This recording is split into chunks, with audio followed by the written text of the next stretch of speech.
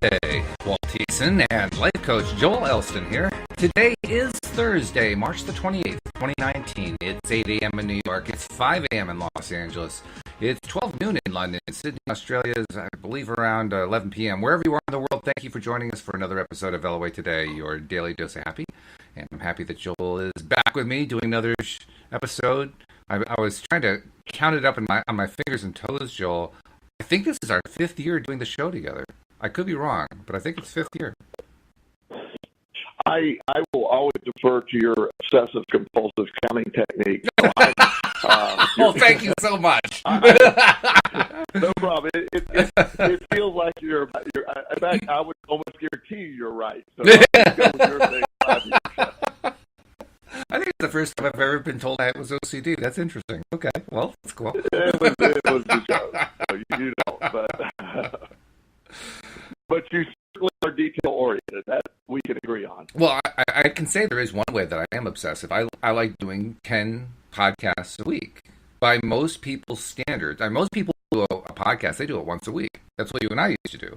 Exactly. You know, I'm up to 10 now. So that probably is at least one point, in the DSM about being OCD. I would think. Well, in fact, I would think somewhere in that spectrum. But in a bigger thing, and it's funny you say that, OCD, the moment you say something like that, that's a clinical diagnosis that actually is overused in descriptives of people. But is it really? The general term, yeah. Well, a lot of people say, "Oh, I'm OCD." Well, you're not technically OCD, but you do have areas of focus. And what I do love is I look at OCD again when you have what most people think of it. It can be, as with anything, a great asset when you understand how to use it. It's being able to have a hyper focus, usually surrounding things that you really enjoy. And I know people that are in quantum mechanics, quantum physics, that are just they can discuss to you string theory on a level that you're like, I don't even understand the words you're using. And they're just really into that. And so I admire the fact that you have that type of. I have my stuff too. I'm in the gym. I go to the gym every day of my life, and people go, "Oh, you're not supposed to go that much." And I go, "I'm sorry, I just do." It's you just broke the law. It's of all the things I've sort of have done repetitively in my life. That's the one. I haven't gone to jail for the gym yet. So. Oh, geez. That's funny. It's an interesting point that you're making, though, because, you've actually pursued a PhD, so you know what kind of intense attention of detail is required there. That's actually a great big benefit if you want to become a doctor of whatever, philosophy or medicine or anything else, because there is so much you have to learn, so much you have to absorb, so much you have to be able to spit back on the exams and to the committees and so forth. So I would think that would be a benefit for that as well. Well, when you're dealing, in my version of focus is if it's something that I'm super interested in, like metaphysics, where my doctorate is in. I love the concept, which is a bigger category, which the law of attraction falls under. I'm fascinated by that. So I can spend hours a evening studying and looking at the different things and hearing the different points of view.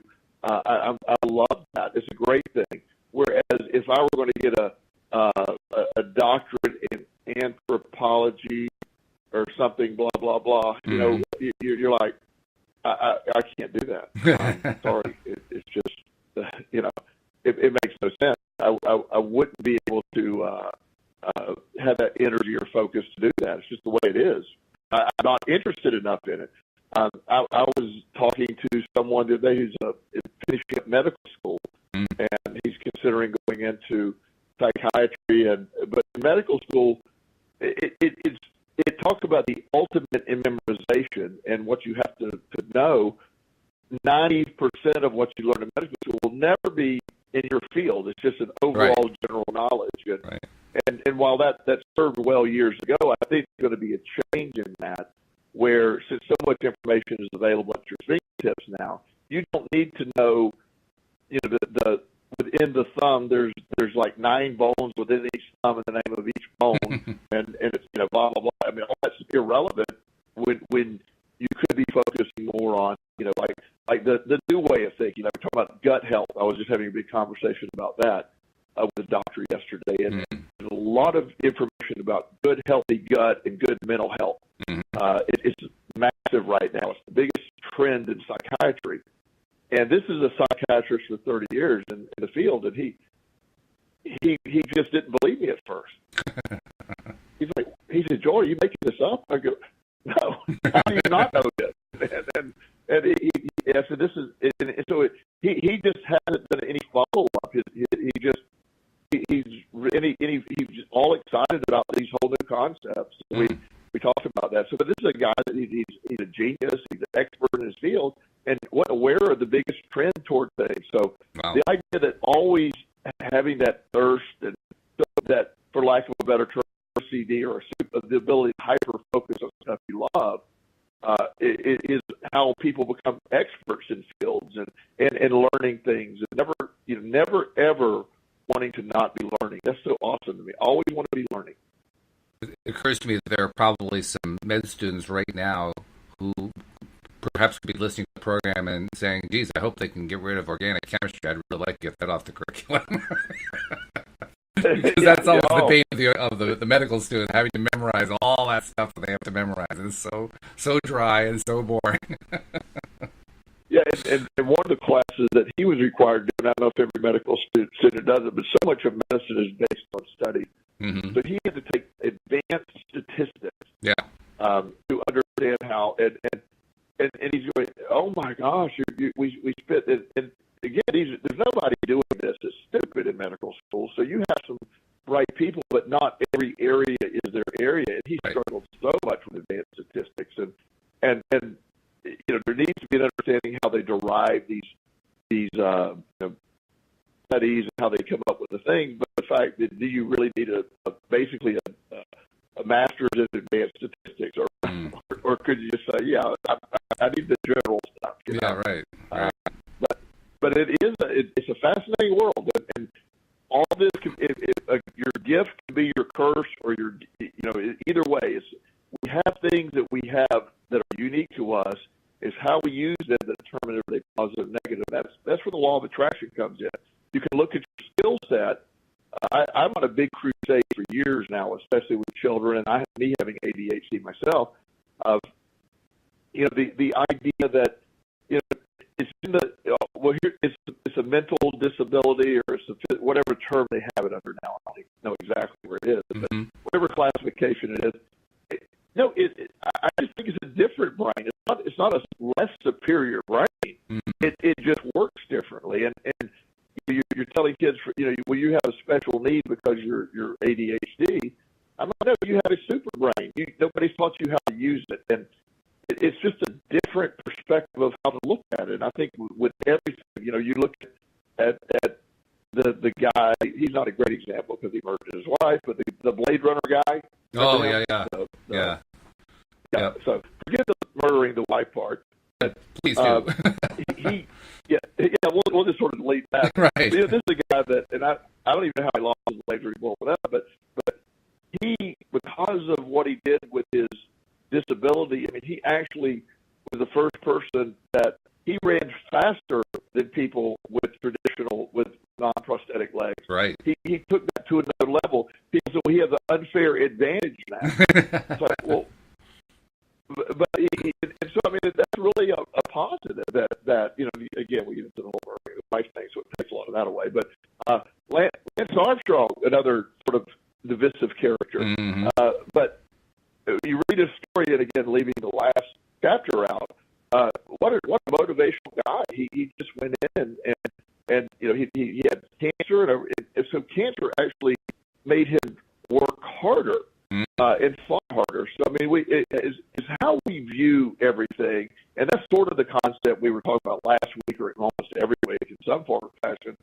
Is our perspective that determines where we're going with it. How I choose to look at it. Right. And that's why our law of attraction is such a great gift to have, or our biggest curse, because we just don't realize how much power it has a lot of times. Oh, no doubt about it. In fact, really what you're talking about, it occurred to me. You mentioned, you told a little story there about how when you are at home and you're just studying the stuff that you love, you can just spend hours and hours on it. But if it's stuff that you don't really love that much, you just can't pay attention to it. And we were talking about medical students and so forth having the same thing. That's really what it comes down to. Do you love something? If you love something, you can just keep doing it endlessly. If you don't love it, if you really dislike it, it's probably like eating beets for most people. It's just not, no, thank you, not interested. Right. Love is what drives it. Yeah, you're sure. Well, I know I have these. Years ago, I met this young man, and I forget even he's, I don't know, been years ago. I don't even remember the environment I met in, but I was a young man I was working with, and he was, I don't know, 11 or 12. Uh-huh. And he had this unique obsession with vacuum cleaners. Oh, okay. Don't understand it, never understood it. It made absolutely no sense.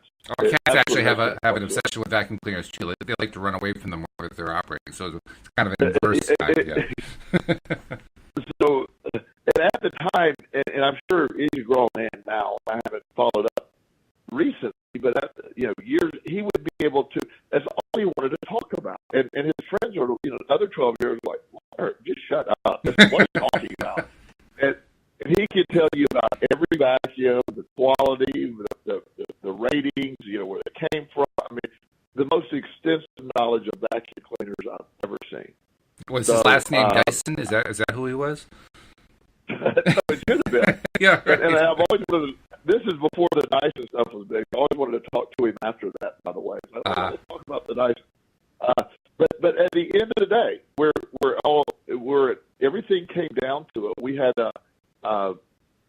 he eventually went to, of all things, he went to work for this company that was selling vacuums, and he actually was doing very well. He was so passionate about vacuum cleaners. Uh-huh. And, it's one of those careers that most people would dread doing, but he'd get up every day just loving the fact that vacuum cleaner was his life. I have no idea what behind all that. And it does, but it was one of those very narrow windows of focus that he struggled in the areas of school. But when it came to vacuum cleaners, there was just, I don't know a human that would have more knowledge than him. Crazy. And that was such a unique thing, but he eventually made it work for him. Do you see the day coming? I kind of hope for it, but do you see the day coming where people in general become less and less obsessed?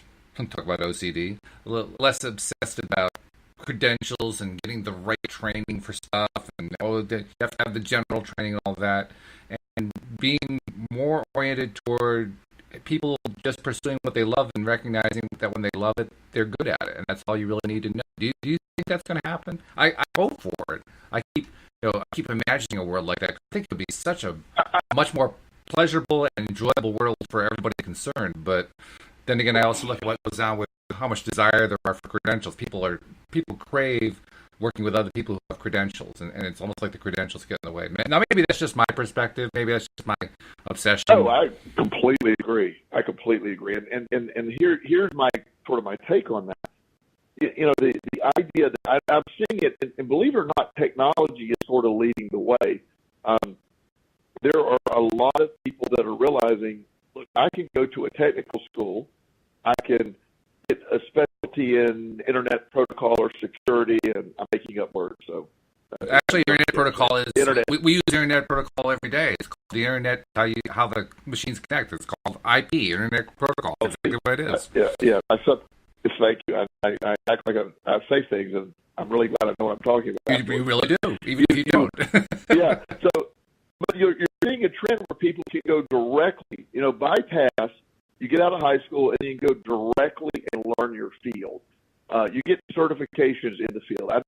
I know a lot of, even in the medical field, I'm seeing this where people are getting out of high school and then say they want to be a radiology technician. Mm-hmm. They can go right to that. Right. Instead of 8 years of school, you can become a radiology technician in 18 months, and at 19 and a half years of age, technically, you could be making $35 an hour in a hospital, and eventually work your way up to making a wage that's in the upper 10% of wages. It's just and you can get additional center. I know surgical techs that have nothing but surgical tech training. They went out of high school, went to surgical tech. They have sort of eventually hook up with a doctor, a certain doctor, and they become a sort of a team. And I know surgical techs that make $250,000 a year doing 3 surgeries a week. Wow. And it's really sort of the wave of the future. I hope we could do that, because understanding that the generalized credentials years ago, they meant something. They really did. They could mark an expertise, because you sort of need to cover everything. But now we have so much access to information that anybody on the street knows that could have access to Google and WebMD. I'm not saying it's a good thing, but they know more than any medical doctor did in 1960. They know more just right now by having access to it. Yep. Knowledge is power, as they say, and that's absolutely true. Yeah. So, yeah, well, maybe you're right. Maybe that is what's going to happen. Maybe this technological drive is going to create more of what I was hoping was going to happen. Of course, now also the other part of it, which is it's great if you know what you love. But and this is a big theme from my life. If you don't know what you love, for years and years, I didn't know what I loved. And then even when I found something, I couldn't figure out any way to make money off it, to actually earn a living doing it. Because you mentioned an X-ray tech. I never had any interest in being an X-ray tech. I had a friend who became a respiratory therapist. He's been very successful as a result all of his life. But it was something I just didn't have any interest in it, And all, it seemed to me like all of the career paths that would actually be, career paths that would create good income for you were paths I didn't care about. And I thought, like, is there something wrong with me? Am I broken?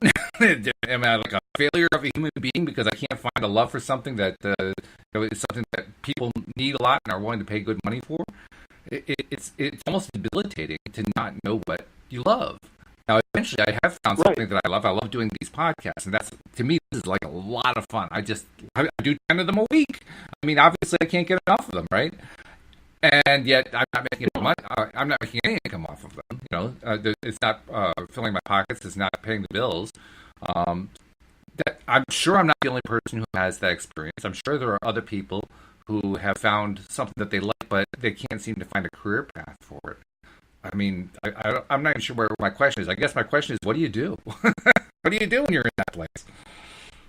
Well, and I think a lot of it, there's a lot of factors at play, and I try to point. Imagine, let's see, who's a great baseball player? I'll talk about your current one. How about Bryce Harper? Yeah, current one. Bryce Harper just signed a contract. Yeah. Okay, so Bryce Harper, the perfect timing.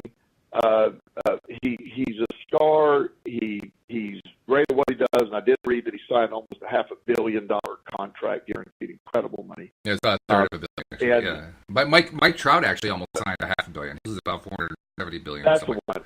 Yeah. Okay.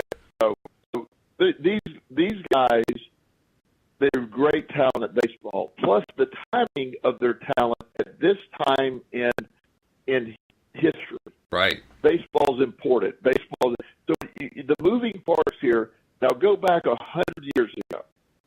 If Bryce Harper would have been born 100 years ago, his skill set would translate. I mean, it's like, okay, they may have had baseball back then, but it's certainly, maybe you made $20 a month, because of the game. I mean, it wouldn't be anything of any consequence. Right.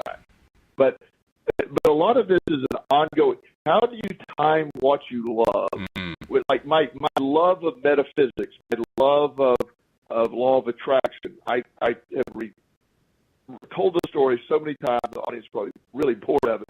How when I was 12 years old, I was searching for something, and what I was being taught in a spiritual way didn't seem to make sense. But I had no access to anything.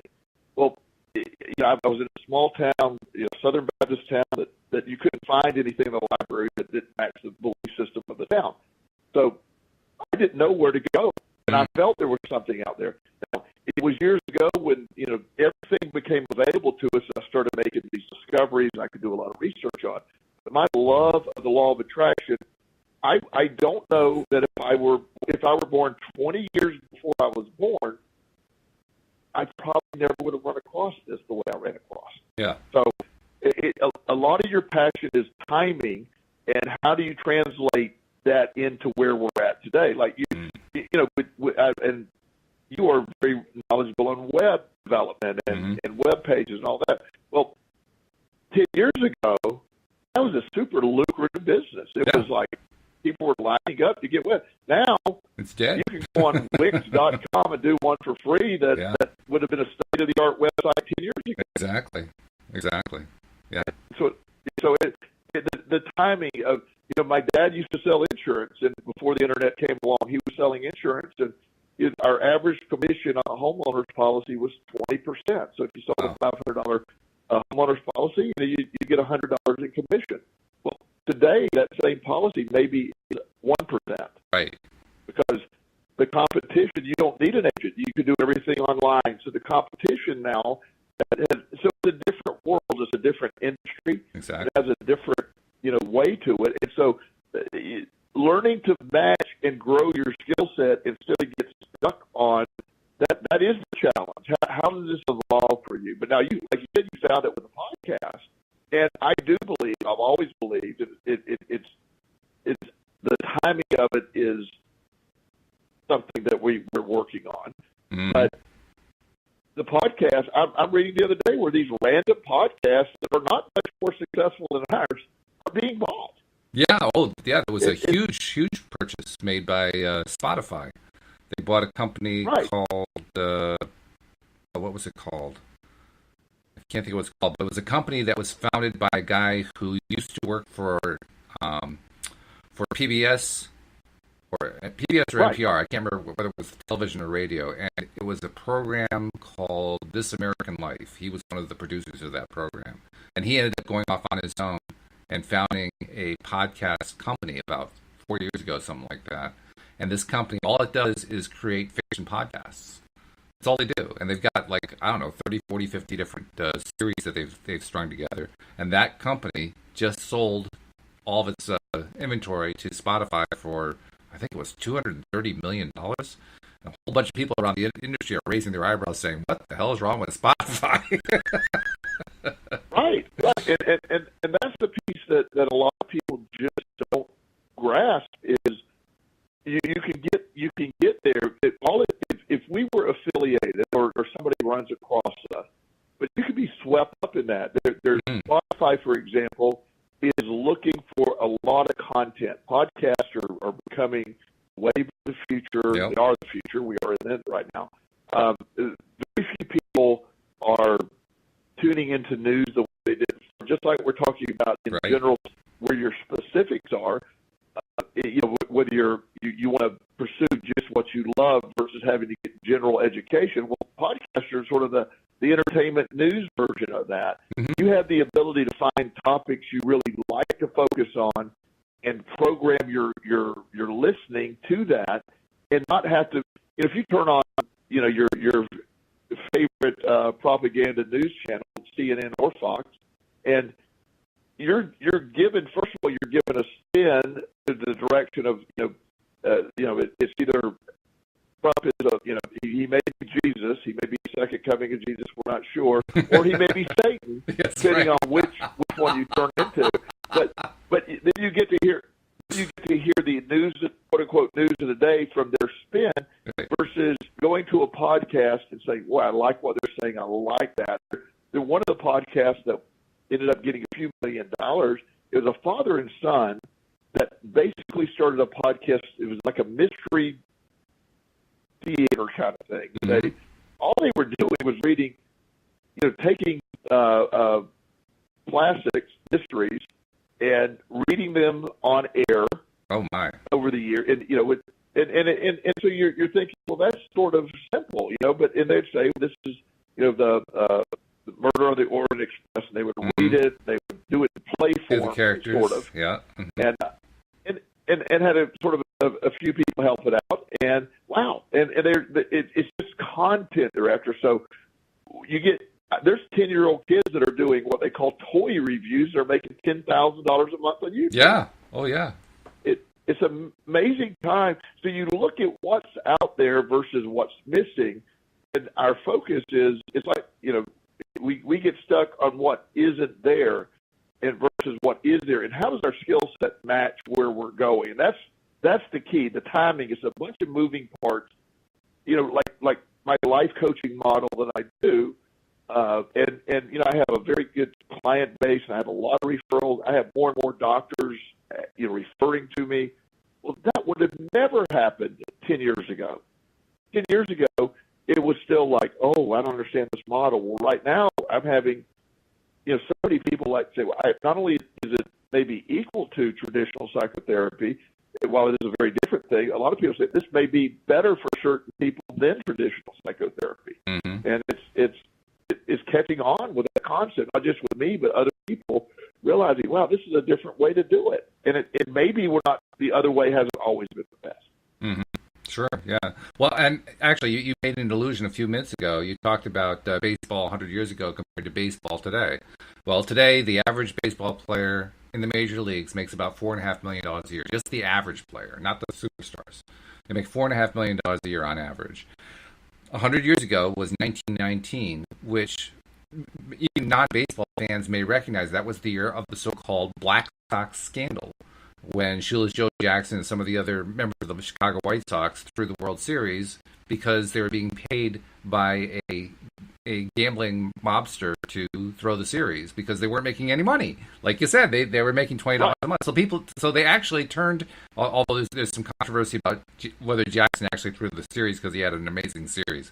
But, that's a side issue. The main issue is there were these players who felt like all they could do, the only thing that was left to them in order to do their passion was to commit a crime and to cheat people. And I often wonder, like how many other people in other fields end up feeling the same thing. I mean, I can't say I've never been tempted. I have felt tempted. There's always a piece of me that says, no, I'm not going down that road.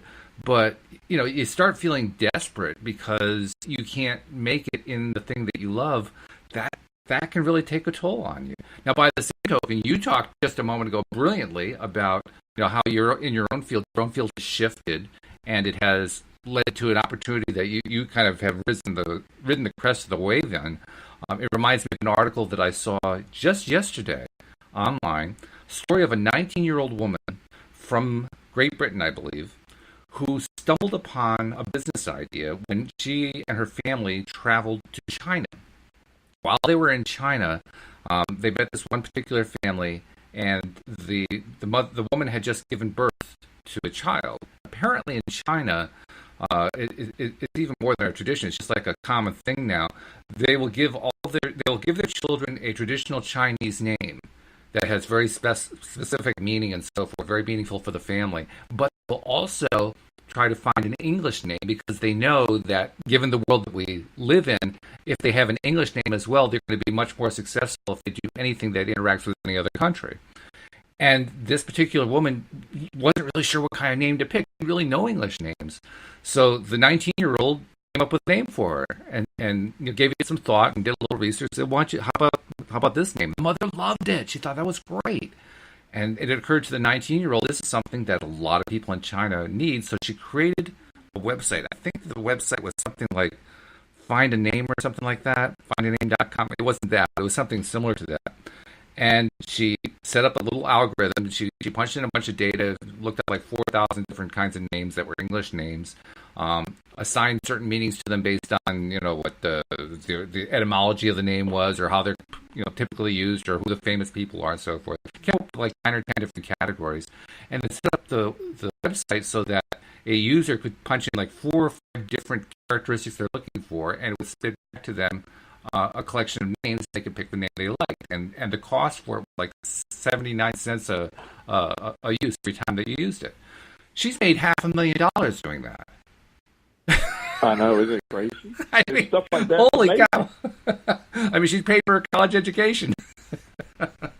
And that's how So within that, and one of the things that I really think that happens in the law of attraction, that where I go with my path and I espouse a lot of these beliefs, is I connect the law of attraction with the concept of the law of action, where going out, doing movement of some sort leads to stuff like that. When when you run across something and people need something, and you're like, let me see how I can do that. And so, she took something so simple and realized, I know when I have a dear friend who he's a psychologist that he's of African American descent, or he doesn't like that term, but I don't know what to say nowadays. But he says one of the things he counsels people on, and there's a lot of studies for this,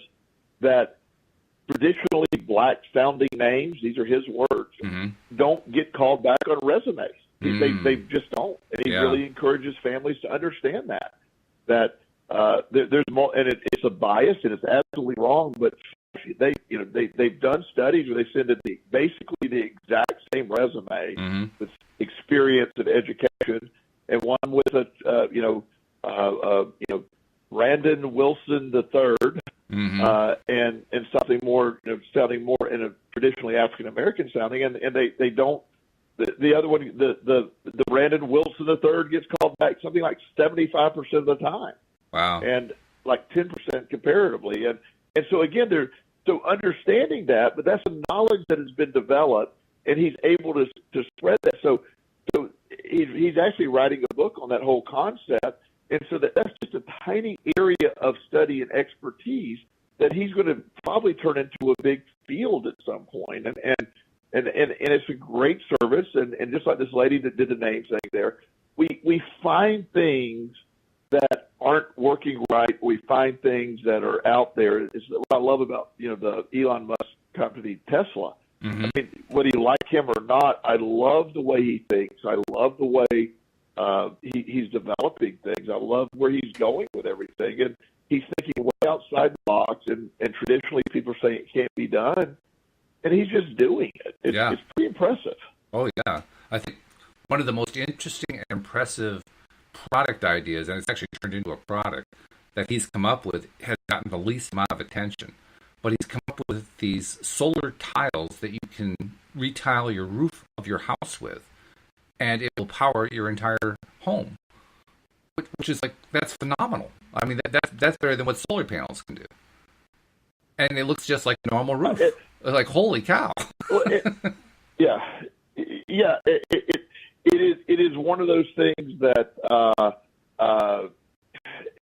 one of the concepts that we are looking at with all this. Tesla's, that they have a thing that is sort of like a battery pack for the house that can be used in conjunction with their solar panels. But it's just this amazing way of thinking that, I heard him talking today. He said, technically, if we all use the solar panels and we all did this, we would be in really good shape, because you technically could instead of there being an electric company, if every home were installed these solar panels and they were connected and for overflow, you've technically become your own infrastructure.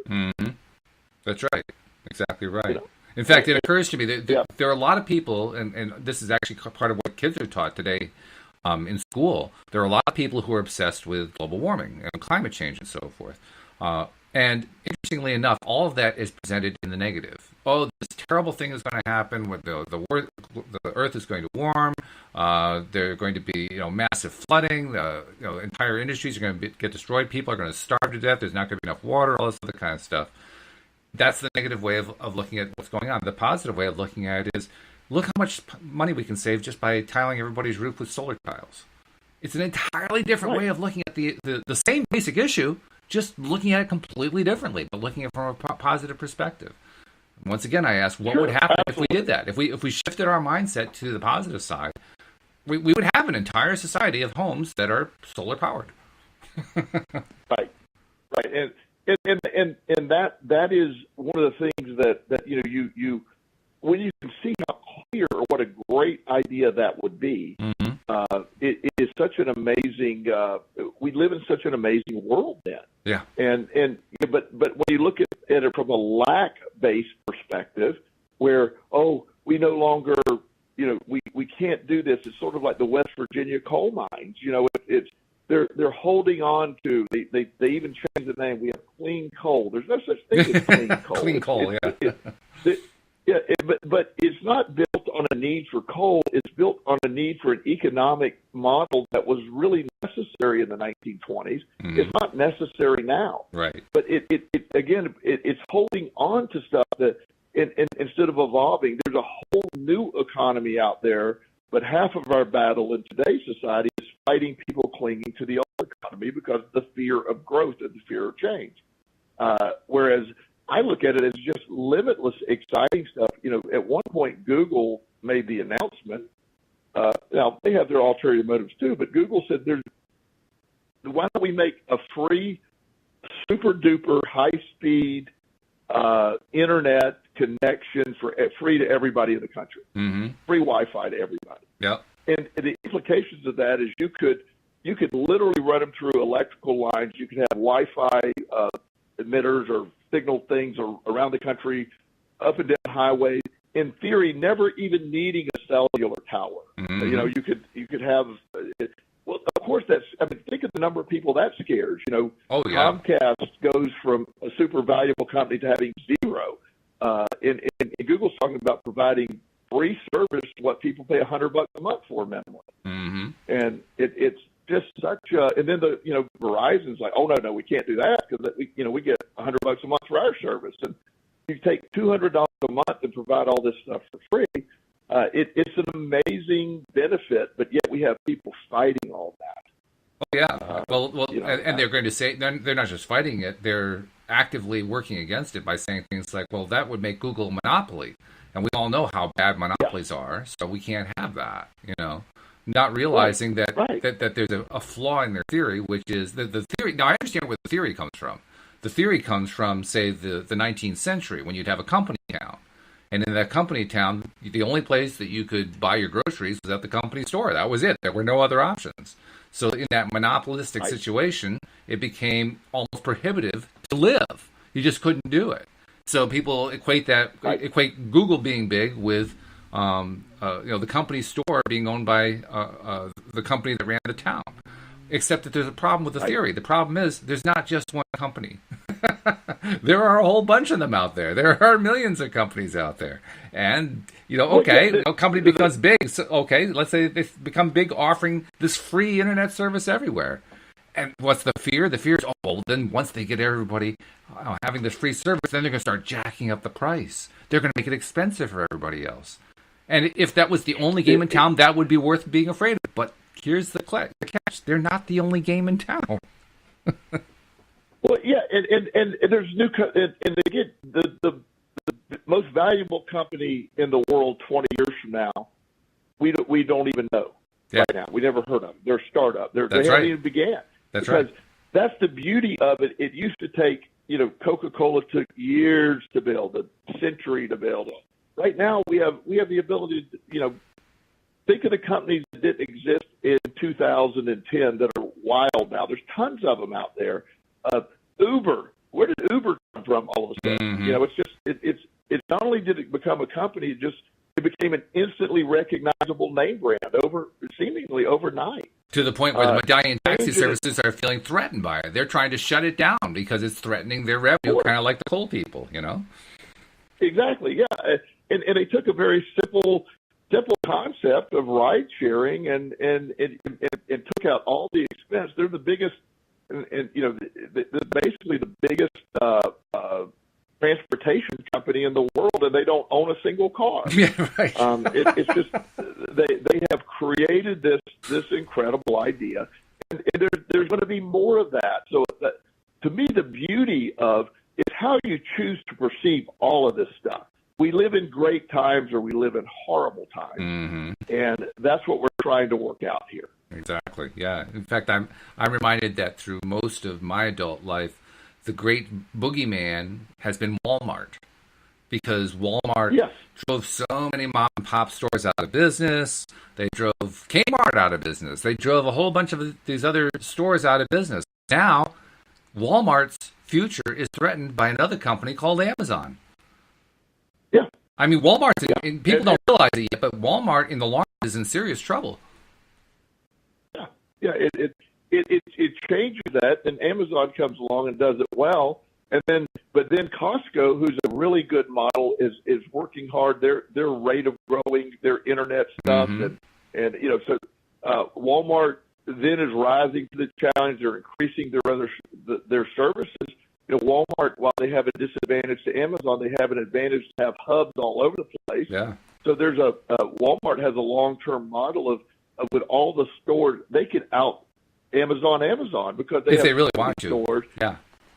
Yeah, they could take, and this is the model they're probably going to go to. They could take half of their retail stores and convert them into the warehouse model that Amazon uses, and have local Amazon things, and they could go down to 30-minute same-day delivery, and not have to and use it. They could be Amazon in their own game. They could.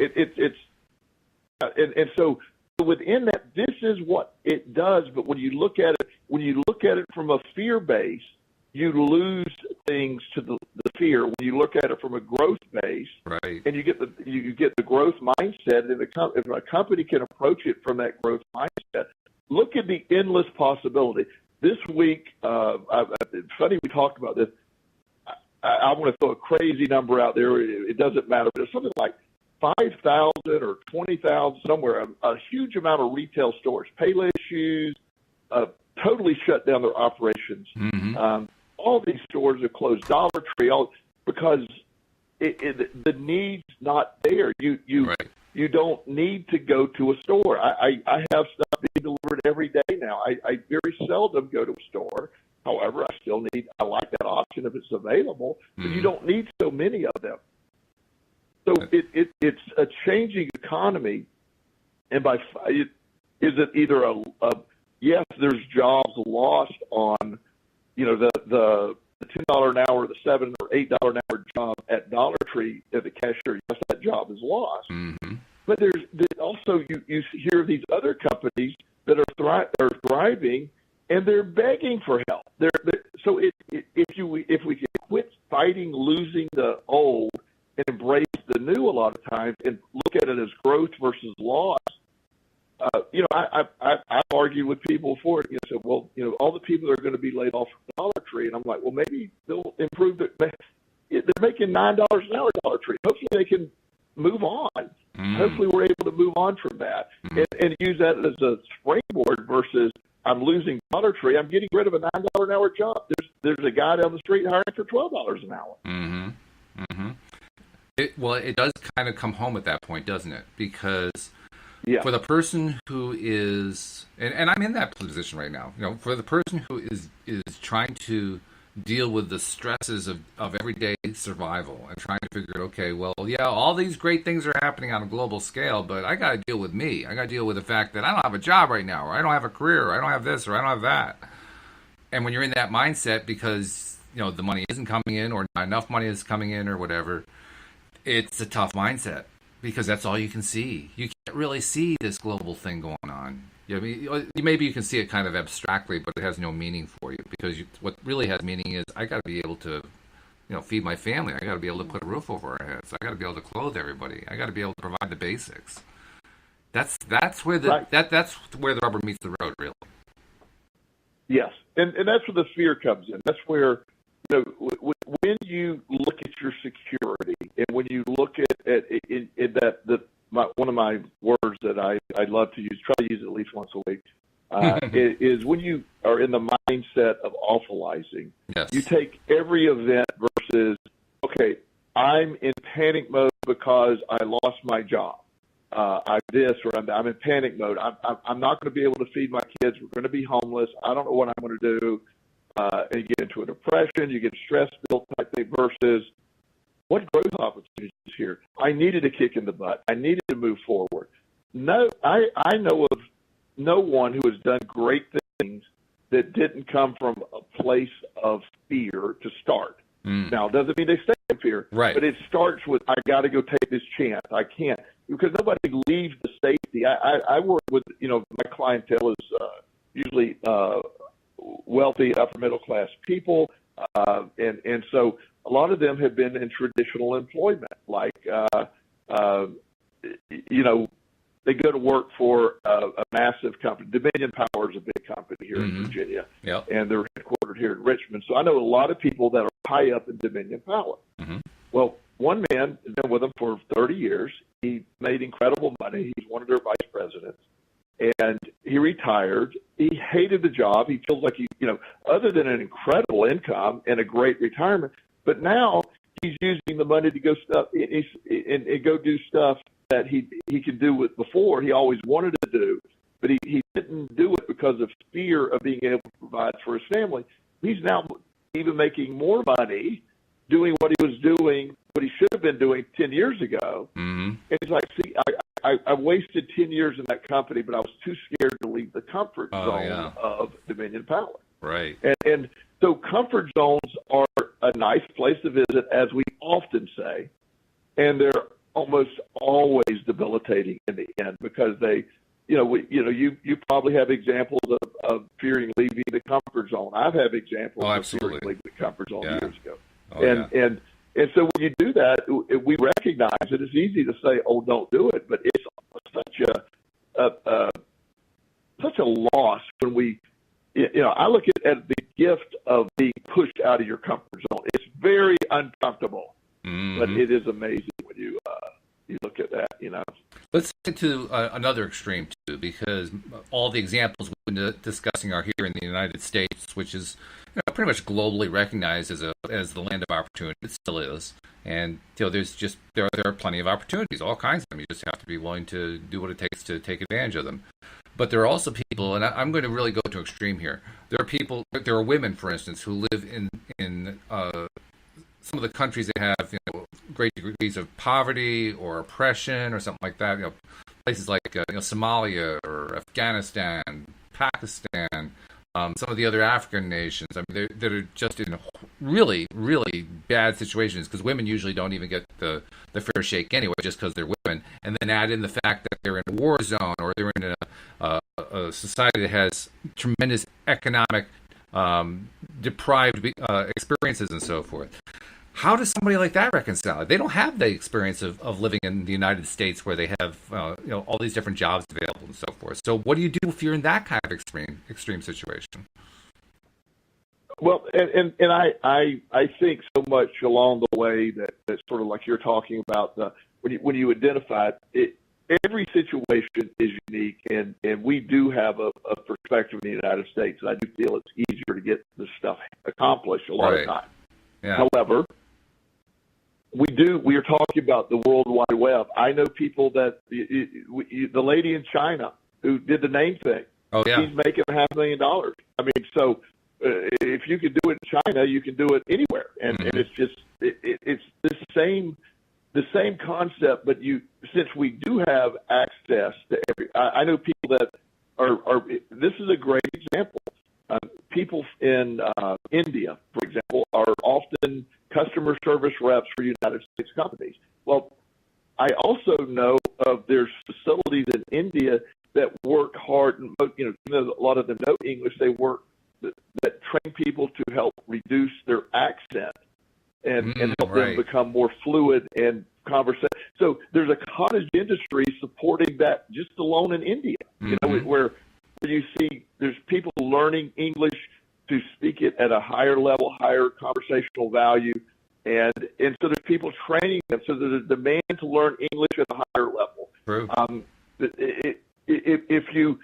There's companies in Russia that are very much into organic food, and so the idea that they have access to the World Web, and they're becoming a big producer of high quality organic fermented foods that are very popular and very healthy. So everywhere, even now that you have access to it, now there are countries like North Korea where you have such a tight governmental stronghold, and the people have literally been brainwashed. But unfortunately, that brainwashing is still part of the law of attraction. And so while they're truly believing all that's going on, they're attracting what they're being, and that's very sad. There's not free thought allowed. But with those countries, we can again focus on that country, or look at all the countries that have a very open mindset. Yeah, that's true. And I would even submit that in North Korea, Obviously, we know very, very little about what goes on inside that country by design. They don't want us to know what's going on, and yet every once in a while we get little tiny glimpses of what's going on. Somebody will escape the country. There was one particular case. I don't know, within the last couple of years, I can't remember exactly when it was, where one of the military officers basically ran across the DMZ and did so successfully without being shot down, and he's now basically lecturing and sharing information. He shared information with governments. He's written books. He's given talks explaining what's going on back in his home country and how terrible the conditions are and so forth. And so that's where we get a lot of our stuff about, how terrible it is to be in a country like that. But by the same token, you kind of have to read it between the lines, but a lot of what he's talking about suggests that discontent is starting to bubble up within the country. That people, even though they are completely cut off from the rest of the world and really not recognizing what's going on, there's just enough information trickling in that the discontent is starting to really bubble up. And no one knows exactly how all of that's going to iron out. But we know from past experience with other countries, you get that discontent bubbling up, it's going to overflow in some way. I mean, the classic example, I guess, would be the Soviet Union when it collapsed in, 1989, whatever it was, that the walls came down. It was unpredictable. No one knew it was going to happen, and then it happened, and I was like, "Whoa, what just happened?"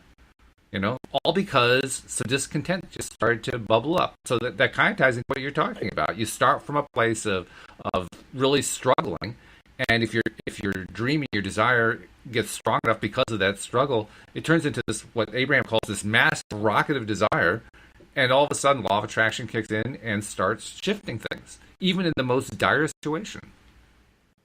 Yes, and that's the beauty of it. That's our wheelhouse. That's the powerhouse of this concept that you have.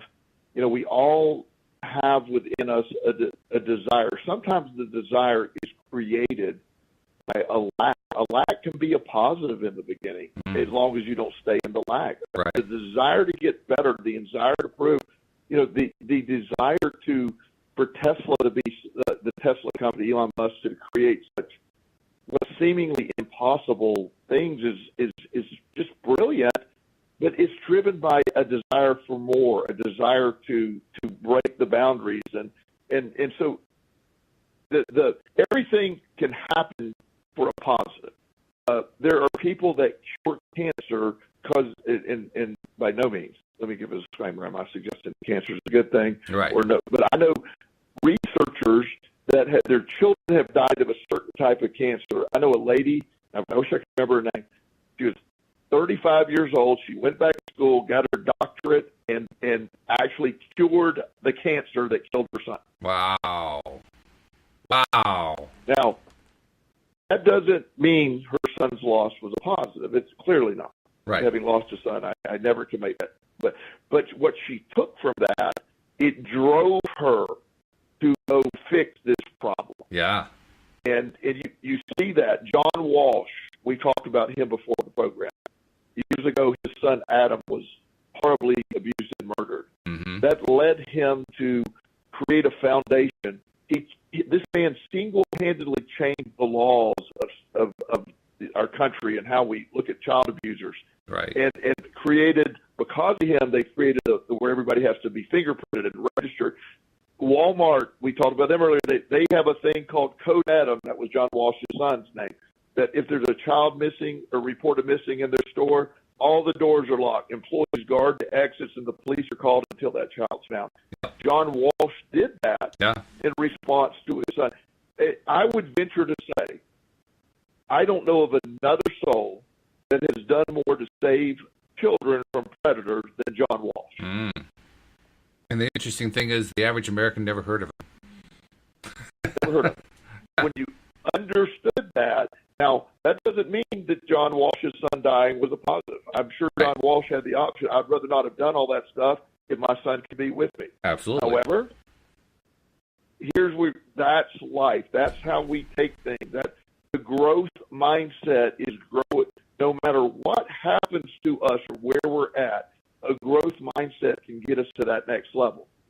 And if you're sitting in a shack in, I don't know, in some Nepal somewhere, but you have an internet connection, you have access to the entire world's knowledge at your disposal. Mm-hmm.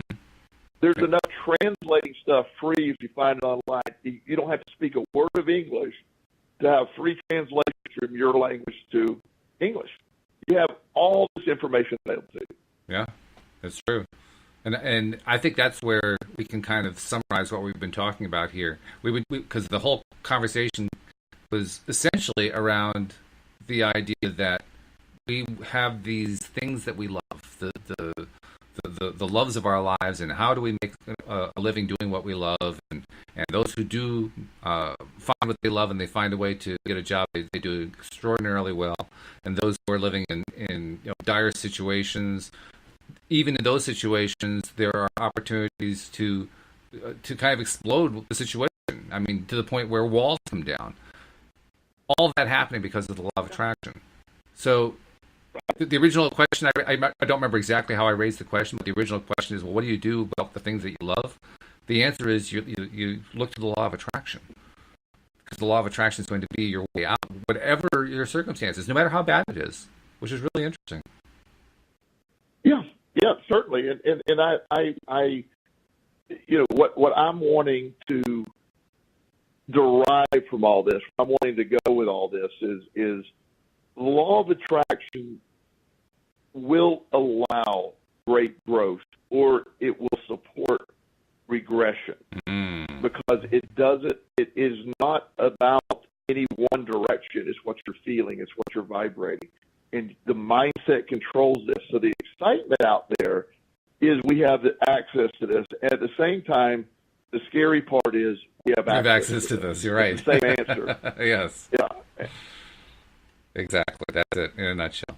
Hey, we've got just a couple minutes left. I want to make sure to remind people, look at the great programming you're getting here. It's always different. Every single episode of the show is different. We do 10 of them a week, and they're still all different. You don't want to miss any of them because they're just absolutely jam-packed with fantastic information and entertainment and just having a good time and feeling good.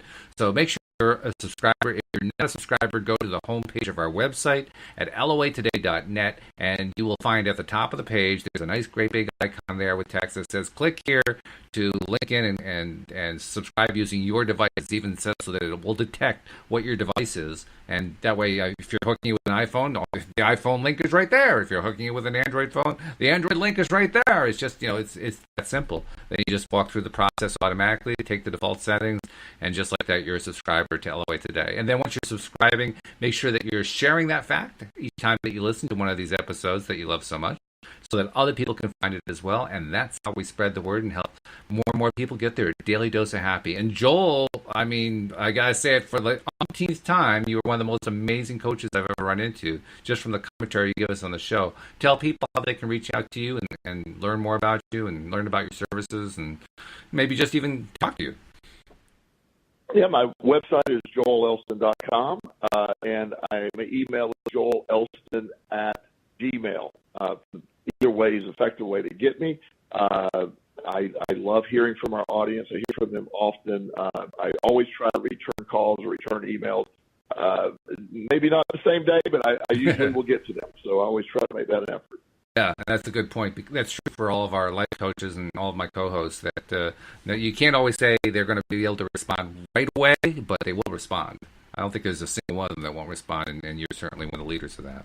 So thank you for that. So, Joel, this has been great, as usual. I mean, the only sad part for me is, we still only get to do it once a week. I wish we could do it more, but I'm glad that I get once a week with you, so thank you for that. Well, and to even compound that further is next Thursday, I won't be on the show. That's right. I'll be sitting on a bench in Florida. You are, yeah. So we're going to put up with having no Joel. We're going to be Joel-free for 2 weeks. I don't know if I can stand the strain of that. So you're going to have to come back. I think we can pull through. Have a great time on your trip to Florida. We hope that you and your son really enjoy the trip to Santa Maria Island and get all the benefits that you get out of it. So have fun with that. Thank you so much. Thank you very much. And to all of our listeners and subscribers, thank you for listening as well, live stream and podcast as well. We'll see you all next time here on LOA Today. Goodbye, everybody.